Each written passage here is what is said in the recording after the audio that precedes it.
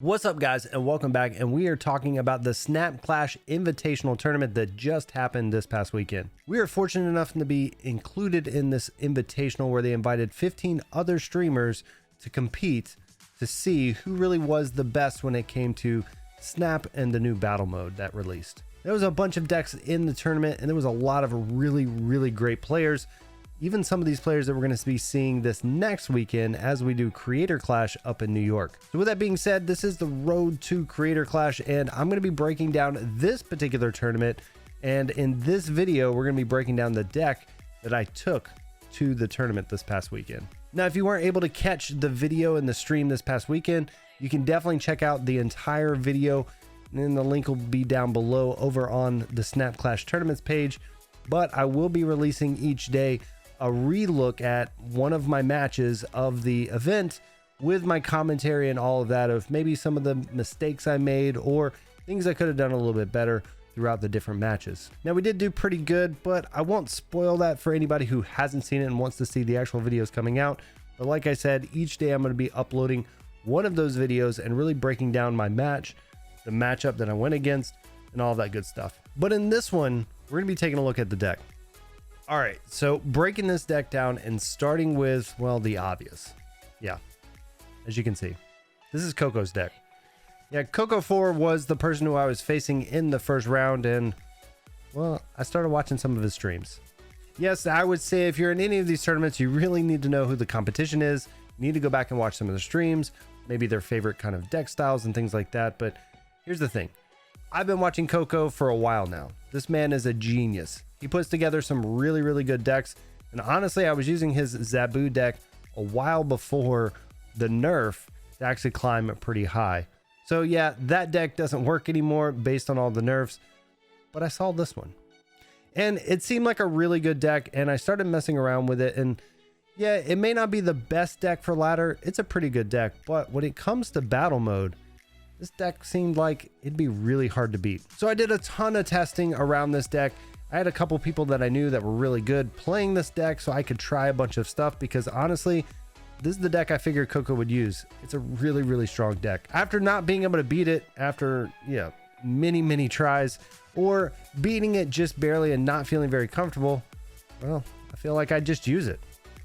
Why beat him if you just join him, right? So I went ahead and I used Coco's deck. Sorry, Coco. So when I used Coco's deck and we went up against him, guess what? Well, we'll talk about that next time in the next video in our first round. But let me give you a breakdown of this particular deck and how it works, and maybe if you want to try to use it. It's pretty nice because it really only has one non-series 3, below kind of card. So if you have your tokens or you've opened up a Darkhawk, you can definitely throw it together. So we're going to start with a few cards. And again, this is all about disruption. This deck has a big toolbox of cards to where you can really interact with the other player. Yeah, it's not going to go over the top, but if you can control and really interact with their hand or their cards on the board, you may have a really good chance of winning. So starting out, we're going to be talking about Korg and Rockslide. So the obvious, yes, there's a Darkhawk, so you have Rockslide, but I just want to talk about how important these cards are. The fact that you're going to put a rock into their deck, whether it's the one rock from Korg or the 2 rocks from Rockslide, it's pretty huge. If somebody draws one of these rocks, it means, well, they're not drawing the card they want to draw. And that can be pretty huge when there's 3 extra cards, increasing those odds of them not pulling the card that they really want to pull. The other side of this is, a lot of people like to use the Lockjaw decks right now with Thanos and things like that, which, yes, we saw a lot of those in the tournament.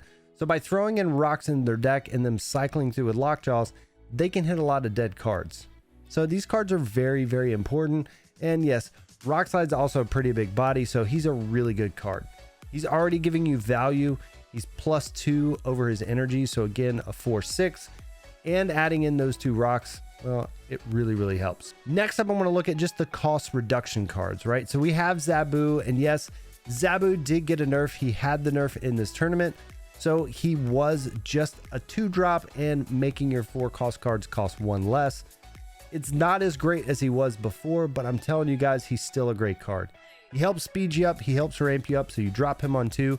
Now you're able to play that Rockslide on 3, maybe you want to play your Darkhawk, things like that, you're able to ramp into it a little bit quicker, and that's where his value is still going to be. So moving past Zabu, we have Sera. And again, Sera is another cost reduction card, and I think she's pretty good in the deck. Now, if I went back and messed around with the deck, I would experiment maybe without Sera. I do think she's pretty good on 5, so you can maybe have 2 plays on turn 6, maybe 3 plays on turn 6. But honestly, it was one of those cards where sometimes I felt like I wanted to play her and sometimes I didn't. So that one's the one that's a little iffy for me. Maybe Arrow, something like that would be another good card in the slot, but she is really good if you can get her down, especially if you can get her down early, based on some of the locations that give you extra energy. Next up, and most of this deck, is just going to be a lot of interactions. So one card that really surprised me was actually Scarlet Witch. So being able to really mess with these locations, there's a lot of locations you don't want to see in this deck, and being able to take away those different ones, whether it's giving you, -3 on your cards, or maybe, you can't play certain levels of cards and things like that. She helps you kind of break free in those lanes, and I really did enjoy having her in the deck. It's surprising because if I was in ladder, usually this is one of the last cards I want to put in my deck, but when you're in battle mode and these locations matter so much, she's really good. The other interaction package we have, of course, is Cosmo. Cosmo is going to be able to shut down a lot of these big decks. Think about the cards like Shuri. If you can guess the lane on Shuri so she can't do her double, it's pretty big. Zola also being another way of stopping that combo. You have other pieces with the Thanos decks and be able to shut down the stones and things like that. It's really, really nice. So I would definitely bring Cosmo every time in here, especially like with these kind of cards. Being able to interact and stop what they're doing is going to be very important. Next up, we have a couple movement cards. We've got Juggernaut, again, being able to come down, whether it's turn 6 and knocking a card out of a location, making sure that you win that location, or again, some of these locations lock down prior to turn 6. So Kiln being an example of that. You're able to throw this down and knock them out on turn 4, and making sure that you really lock in that one particular location. So it was a lot of fun using Juggernaut, but another one is Polaris. So Polaris has a lot of really cool things where you can pull a 1 or a 2 cost off of another location. So we were able to do this a couple times in the matches, and it was a lot of fun when we got to do it, especially winning a couple locations because of that pull. She's definitely not going to be used every single turn, but just like we saw with some of the other cards, being the fact that she's 3 energy and a 5 body, it's pretty good. And if you move something like, I don't know, a hood or something like that, that swing can be even greater. So Polaris was really an all-star in a lot of my matchups. So I really enjoyed having that kind of tech and that card in the deck. So next up on the tech is Shang-Chi. Well, in this format right now, Shang-Chi is almost an auto include, a must to have in your deck. Because of all those Shuri crazy combo decks that are running around, you want to make sure that you have an answer for it. Shang-Chi is the best way to get rid of a 30 power Red Skull, or even some of the other big cards they throw around in there. So you want to make sure that you have Shang-Chi in the deck. And he was an all-star, taking down several of the lanes in our tournament. Next up is Enchantress. So Shang-Chi's great, and Enchantress is just as good. There's also a lot of Darkhawk decks running around, so being able to Enchantress to get rid of that, being able to drop her maybe on turn 3 because you played your Zabu, they played their Zabu. Now you can use Enchantress to lock out or take away the ongoing effect on their Zabu. She's pretty good. I wouldn't say she's an auto include in every single deck, but in this deck, being able to have 2 answers to big cards, so being able to have Shang-Chi and her to help you with Darkhawks or some of the other cards that are going on, she's going to be really, really helpful. And yeah, this deck has a little bit of a tough time going over and going on top of those big decks. So you want to make sure that you have kind of either one or the other or both in the deck at all times, so that you have answers to those cards. So lastly in the deck is just our big creatures, right? So we have Lizard. We talked about Enchantress just a second ago. He's pretty good because you can throw him down on a lane.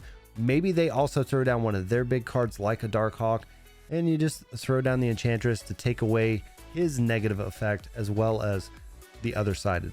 So I like to try to, put him on a lane where they have a Zabu, or they have something else you want to take away, and it's just kind of a bonus in there.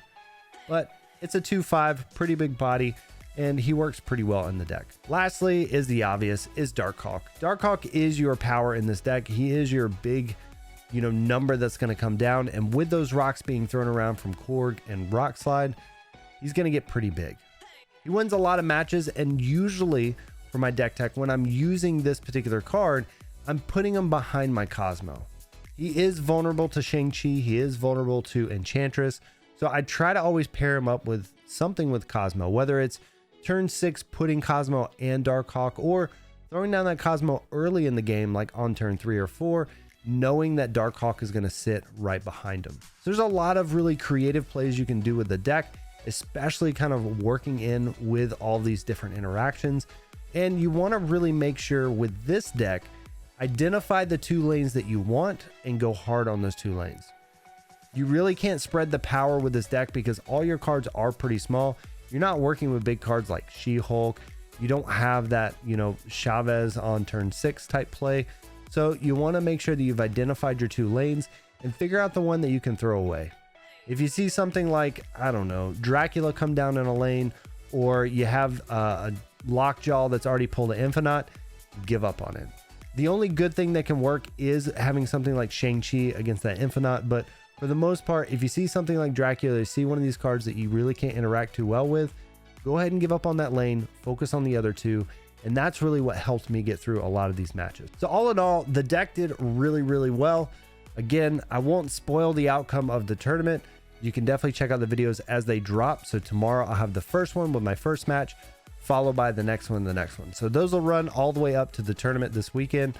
So make sure to check out that tournament on Saturday. We'll be hanging out. Hopefully we can get pretty far in that one because again, there's gonna be some really good streamers there from all over the world coming in to play that one. And I'm hoping we can do pretty good. If you have any questions about the deck or anything like that, feel free, go down, leave a comment below. Let me know what your questions are on the deck. Maybe you try it out. Let me know what you think. And like I said, this isn't really a ladder deck. It can win some matches in ladder and things like that, but just keep in mind, it really is built for battle mode. It has so many key pieces in there, and every game is gonna be slightly different based on the way that you're playing the deck. And hey, if you've got a deck that you think is one of the best battle mode decks, make sure to tell me down below. I need to know because I'm still trying to figure out what 2 decks I'm gonna bring this Saturday. And who knows, maybe this one, maybe I'm going to go hit up Coco's stream this week and figure out what he's playing now. Who knows, but we'll see. And again, I appreciate all you guys for checking this out and supporting the channel and supporting all the Snap content that I'm going to be putting out here on this channel. Till next time, guys, y'all take it easy.